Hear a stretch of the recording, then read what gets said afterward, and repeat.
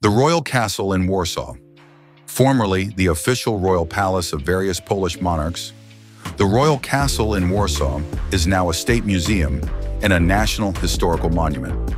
From the 16th century until Poland's final division in 1795, the castle housed the king's personal offices as well as the royal court's administrative offices.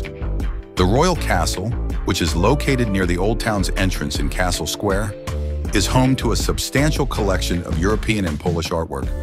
Numerous significant events in Polish history took place at the Royal Castle.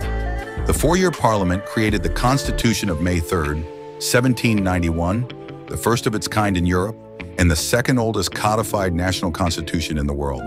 After Poland was divided, the building was renovated in a neoclassical style.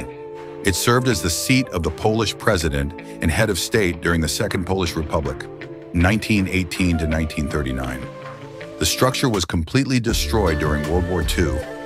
Luftwaffe fighter planes targeted and set it on fire in September 1939, and the Nazis detonated it during the failed Warsaw Uprising in 1944. The remaining pieces of the wall, the cellars, the nearby copper roof palace, and the Kubicki arcades were all listed as historical monuments in 1965.